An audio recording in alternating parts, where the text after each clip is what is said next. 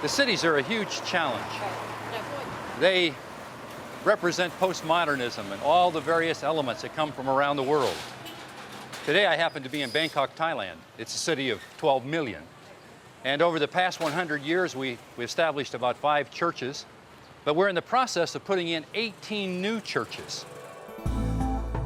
Located in the heart of Southeast Asia, the Kingdom of Thailand is a tropical country with a rapidly growing economy. Major exports include textiles, footwear, automobiles, and computers, but the mainstay of the country is rice. Thailand is the world's #1 exporter of rice, exporting enough annually to feed over 44 million people for an entire year.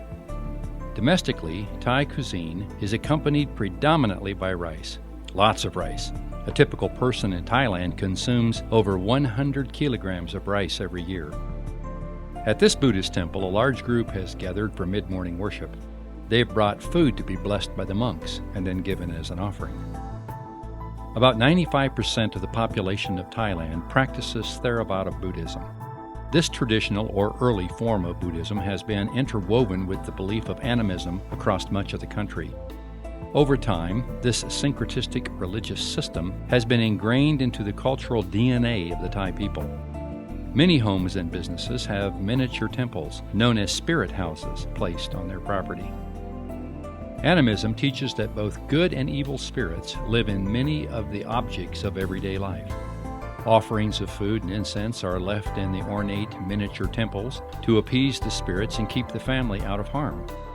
Recently, Gary Krause, director of the Office of Adventist Mission, talked with Pat Guston, who served as a missionary in Thailand for 17 years. Buddhism is a very tolerant religion that's open to many new ideas. It's a gentle religion in which people feel that they can believe many different things and still be good Buddhists.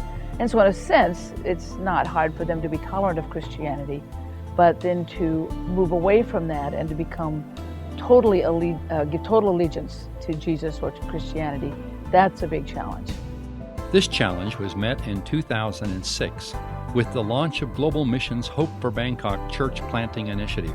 Global Mission is the frontline mission arm of Adventist Mission, an office of the Seventh-day Adventist Church's world headquarters. Since 1990, Global Mission has helped establish new congregations in previously unreached areas of the world.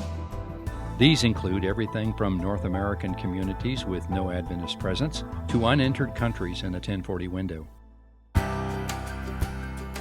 Bangkok is Thailand's capital and largest city with more than 12 million people living and working in extremely cramped conditions. Gridlock consumes the maze of streets almost 24 hours a day. Heavy investment in mass transit systems strain to move the huge and rapidly growing metropolitan population of Bangkok to and from work every day. Doug Vinn, an Adventist missionary, coordinates the Hope for Bangkok initiative. With the Hope for Bangkok project and the support from the World Field, we started 10 new church plants. Now these are, from small groups to now some have even grown to, we've had some baptisms and fruit from God of how He's changed lives. And so, but then the laymen, this is the exciting thing, is that the laymen have just seized the work. And so our investment of 10, and thanks to the sacrifice of the World Church, has now blossomed, and so another 8 more have started. And actually this month we're going to start our 19th one. To date, 69 Thai people have accepted Jesus through baptism at the 9 church plants across the city. The project is finding much of its success by using friendship evangelism. People from non-Christian backgrounds who become Christian, the majority become Christians because of a relationship with a loving Christian. More than doctrine, more than teaching, more than any of these things. Ultimately, obviously, we do have to teach people and give them good answers to their questions about life. But first of all, friendship and relationship and building bridges with people as friends is got to be the foundation. One story of friendship started when Nung decided to leave her career as a dancer in one of Thailand's well-known cultural theaters. I first met God when I started working as a teacher at Ram Kem Hang Advent International School. This is one of the Adventist schools in Bangkok. I started teaching after I quit working at Siam Niramit as a Thai cultural dancer in this theater. Shortly after she began work at the school, Nung met Phim, a Seventh-day Adventist teacher at the school. We developed a close relationship, and I started to trust her. I got to know her way of living even more, which is a Christian Seventh-day Adventist way of living. I was impressed and learned about a life that is truly simple and happy. That motivated me to learn more about who God is, what God is, and how He works. This is the reason why I wanted to learn more about God. A year later, following the Holy Spirit's leading, Nung was baptized after attending evangelistic reaping meetings with Pastor Scott Griswold, hosted at the Ekamai Thai Seventh-day Adventist Church. Through the love of this caring Christian family, Nung was drawn to its source, the living God.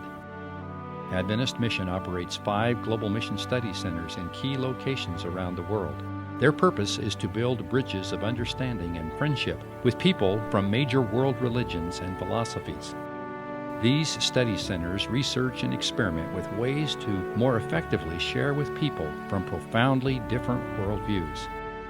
Scott Griswold is director of the Study Center for Ministry among Buddhists. Every Sabbath, Scott and his family open their home to friends they have met while working in the community. Despite the deeply religious culture of the country, sharing a Christian message has been difficult. I was trying to figure out how on earth do I share about the cross with the people who say, "Oh, he must have had bad karma to suffer like that." I was trying to figure out how to share it when a Buddhist himself said to me, "Whenever I'm angry, I think about Jesus on the cross." I said, "What, you do?" And he said, "Yes, he was so kind. He was forgiving his enemies. He kept himself under control. And when I think about him, all my anger just melts away." Isn't that beautiful? And it suddenly hit me, in the cross of Jesus is something that will draw all people to him. But sometimes we have to look for that specific piece that will be attractive to them. The Hope for Bangkok team has the goal of establishing 8 new churches by the end of 2010. Because they're sharing the gospel through programs such as teaching English for spiritual purposes, conducting health programs to serve the needs of the community, and other methods that make it easy for someone from a Buddhist background to learn about Jesus, they're finding success. Thank you for supporting Hope for Bangkok through your prayers, and thank you for your financial support of Global Mission and the mission offerings.